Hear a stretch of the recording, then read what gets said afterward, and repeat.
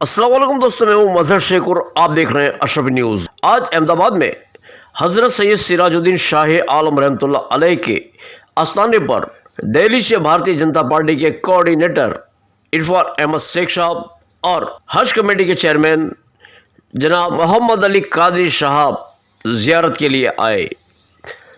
इरफान अहमद साहब से बातचीत करते हुए कई सवालों के उन्होंने जवाब दिए। समान सिविल कोड बिल क्या है और मौजूदा सरकार के कई मुद्दों पर बातचीत की। इरफान अहमद साहब, सबसे पहले ये बताइए कि फिलहाल गुजरात विधानसभा में 156 सीटों पर भारतीय जनता पार्टी ने जीत हासिल की है। इसके मुतालिक आप इसे किसी जीत से किस नज़रिए से देख रहे हैं? नहीं, सबसे पहले तो कि माशाल्लाह अशरफी जो चैनल है वो पूरी गुजरात की जनता की जो पल्स को, उसके नब्ज़ को समझता है और पूरे इलेक्शन को भी आपने कवर किया था। जगह जगह जाकर आपने जो है गुजरात की जनता के, यहाँ के वोटर्स का इंटरव्यू भी लिए थे। उनसे जो है नहीं, आपकी कनेक्टिविटी बहुत अच्छी रहती है। तो आपके अशरफी चैनल के माध्यम से मैं पूरी गुजरात की जनता को बहुत बहुत मुबारकबाद देना चाहता हूँ, बहुत उनका धन्यवाद करना चाहता हूँ कि हमारे जो लोकतंत्र का ये पर्व है, ये फेस्टिवल है, उसमें गुजरात की जनता ने बहुत ही बढ़ चढ़ कर हिस्सा लिया और भारतीय जनता पार्टी को और यहाँ के गुजरात के माटी के लाल जो इस देश के बहुत ही लोकप्रिय, मशहूर और मारूफ वज़ीर आज़म है, जिनका डंका हिंदुस्तान में ही नहीं पूरी दुनिया में बजता है, ऐसा उनका स्टेट जहाँ पर उन्होंने लगातार 13 साल तक जो है चीफ मिनिस्टर रहते हुए, वज़ीर आला रहते हुए यहाँ पर हुकूमत की और एक ट्रेंड उन्होंने जो है एक डेवलपमेंट का, विकास का और गुजरात की तरक्की का उन्होंने सेट किया था। उसी का ये आज जो है परिणाम है कि गुजरात की जनता ने रिकॉर्ड तोड़, जो अब तक जो है, इससे पहले जो रिकॉर्ड था 1985 में 149 सीट का, उसको भी तोड़ते हुए आज 156 जो सीट दी है, ये एक बहुत बड़ा मैंडेट है। और उसके पीछे सबसे बड़ा लॉजिक है गुजरात की तामीर का, गुजरात की तरक्की का, और बगैर किसी भेदभाव के जो सबका साथ और सबका विकास का जो फार्मूला हमारा भारतीय जनता पार्टी का है, वज़ीर आज़म नरेंद्र मोदी जी का है, उस पर पूरी तरीके से जो है गुजरात की 6 करोड़ मतदाताओं ने पूरी तरीके से यकीन किया, विश्वास किया और एक तरफा मैंडेट। जबकि अपोजिशन की पार्टीज़, आपने देखा होगा कि कुछ आदमी जो है दिल्ली से आकर यहाँ पर झूठ फैलाने के काम करते थे, लेकिन वो किसी झूठ में, किसी फ्री बीज की उस पर ट्रैप में नहीं आए और उन्होंने सीधा सीधा जो मैंडेट है वो प्रधानमंत्री नरेंद्र मोदी जी और यहाँ के वज़ीर आला भूपेंद्र जी को पूर्ण बहुमत की सरकार दी और 2/3 बहुमत देकर ये साबित कर दिया कि अगर आप तालीम, तरक्की और विकास का अगर काम करेंगे तो कोई एंटी इनकम्बेंसी नहीं होती, प्रो इनकम्बेंसी होती है। अच्छा साहब, यहाँ पर खासकर देखा जाए कि जिस तरीके से आम आदमी पार्टी भी आई हुई थी, ऑल इंडिया मजलिस इत्तेहाद मुस्लिमीन के असदुद्दीन अवैसी साहब भी काफ़ी रोज यहाँ पर रुके, लेकिन उस चीज़ का कोई असर नहीं हुआ। इस बात पर आपका खास क्या कहना है? नहीं, जो MIM की आप बात करते हैं तो मैं MIM को जानता हूँ और जहाँ पर ये राजनीति करते हैं, पिछले 30-40 साल से इनकी राजनीति चल रही है। वो एक छोटा सा एक चार मीनार का एरिया है पुराने हैदराबाद का, वहाँ से कभी भी उन्होंने उसकी सीमाओं को नहीं उल्लंघा। उनके मैक्सिमम जो है 7 या 8 से ज़्यादा MLA नहीं आए।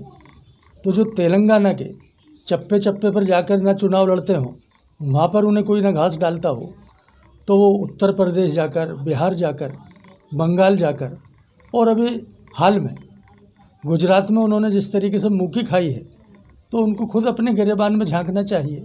लेकिन इसके बरक्स में ये भी कहना चाहता हूँ कि कोई भी आदमी, क्योंकि ये लोकतंत्र का बहुत बड़ा पर्व है और ये हिंदुस्तान के अलावा आपको पूरी दुनिया में कहीं नहीं मिलेगा कि जहाँ पर यहाँ की जनता जो है वो किसी भी राजा को अपने वोट के अधिकार से रंक बना सकती है और किसी भी रंक को अपने वोट के अधिकार से राजा बना सकती है।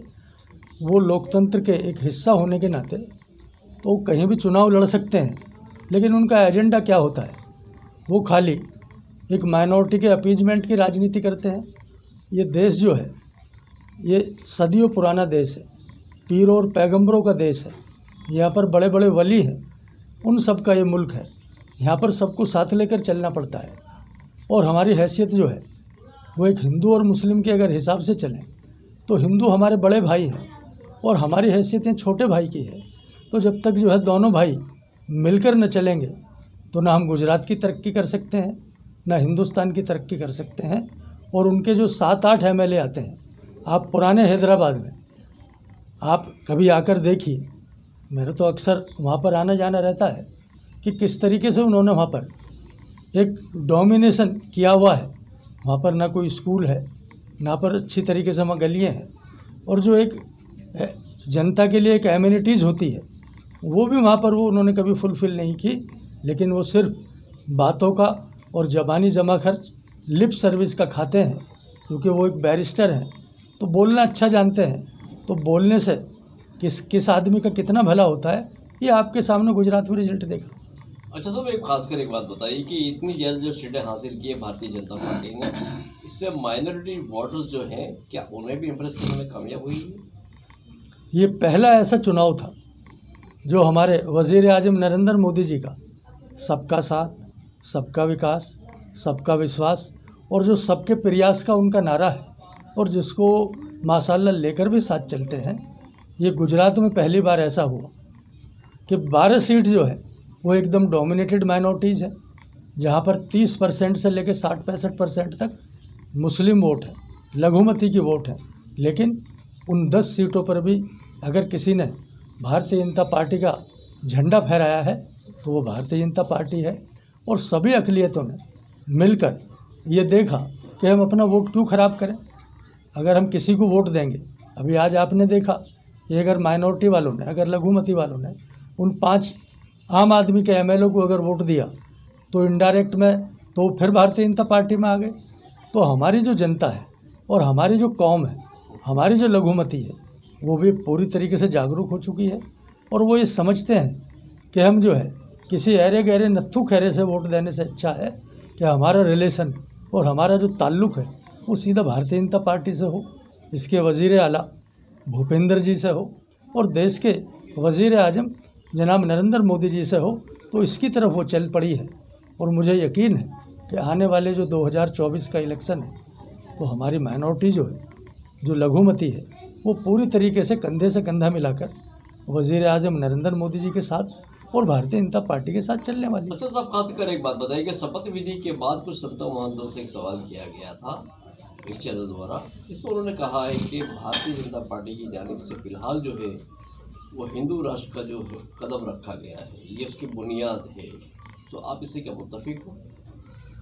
नहीं, ऐसा मेरी कहीं भी नॉलेज में नहीं आया। और दूसरे में एक चीज़ और भी मैं बताना चाहता हूँ कि पूरी दुनिया में कहीं भी कोई हिंदू राष्ट्र है नहीं।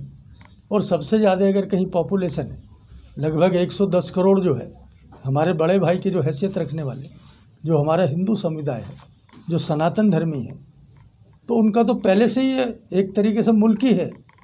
तो और कहाँ पर जो है जाकर वो बनाएंगे, ये तो पहले से ही है। लेकिन ऐसा कुछ आज तक, क्योंकि हमारे संविधान में ऐसी कोई चीज़ जो है नहीं।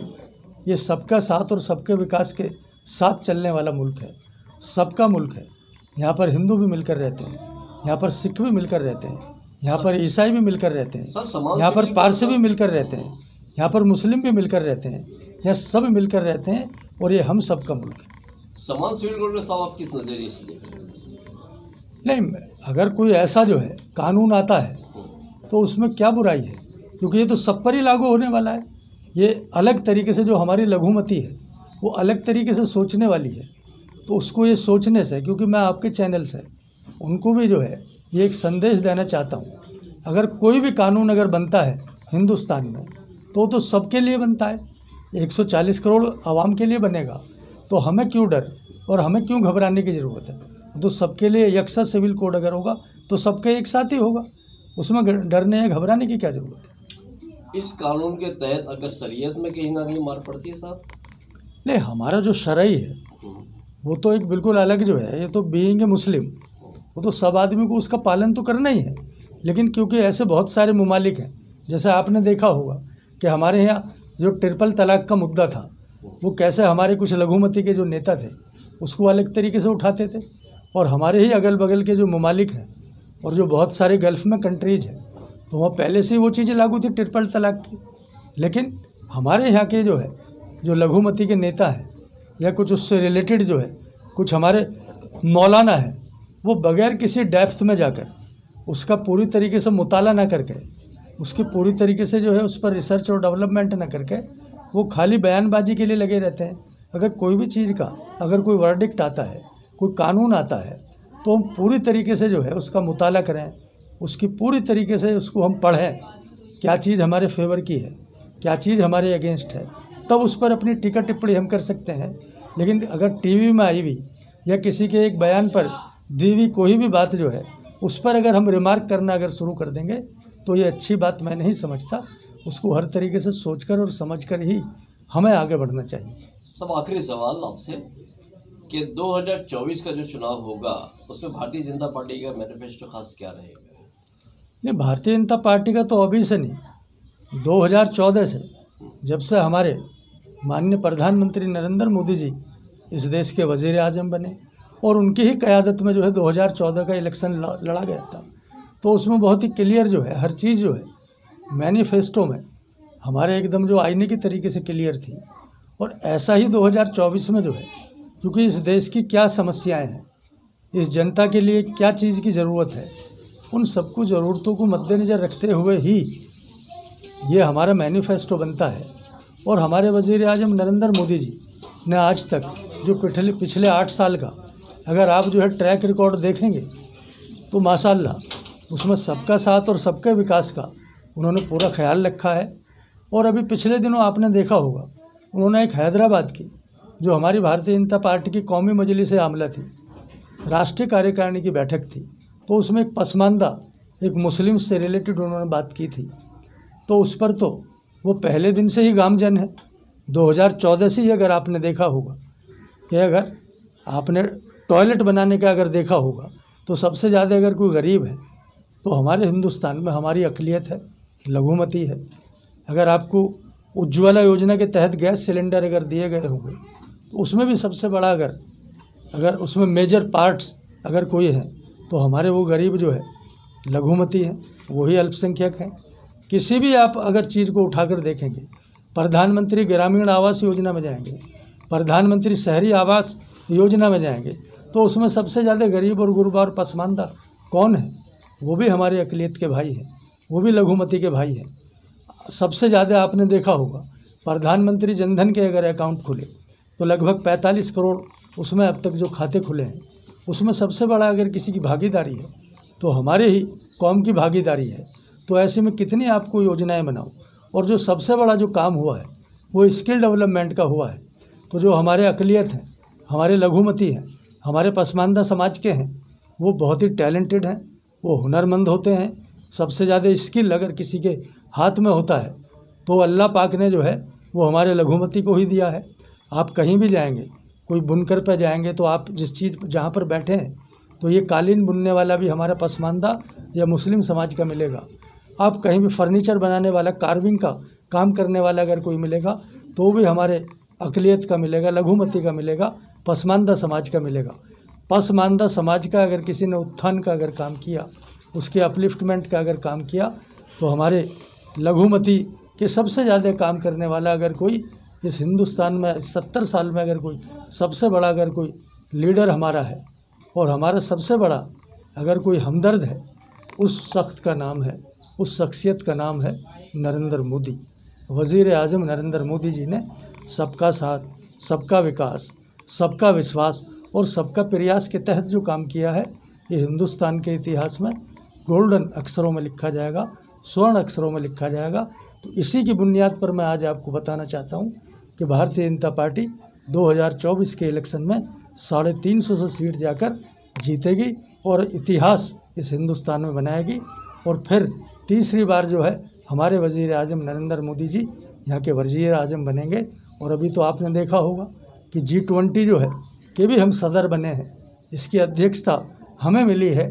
तो ये भी अगर पूरे हिंदुस्तान के हर ज़िले ज़िले गांव-गांव में हमारे कल्चर को और जो हमारा वसुधैव कुटुंबकम का हमारा पुराना जो संस्कृति है, हमारी जो सभ्यता है कि पूरी दुनिया जो है वो हमारा एक परिवार है, एक कुटुंब है, उस पर भी अगर हम गामजन होने वाले हैं, ये G20 के मद्देनज़र हम पूरी दुनिया में अपने हिंदुस्तान की छाप छोड़ेंगे और वो भी G20 के जितने भी मुल्कों के नेता हैं, वहाँ के वज़ीर आज़म हैं, वहाँ के राष्ट्रपति हैं, वो भी आकर हमारा यहाँ पर कल्चर देखेंगे, हमारी सिविलाइजेशन देखेंगे, हमारी सब चीज़ आकर देखेंगे और हिंदुस्तान जो है वो दुनिया का सबसे बड़ा जो है मुल्क बनने वाला है, विश्व गुरु बनने वाला है।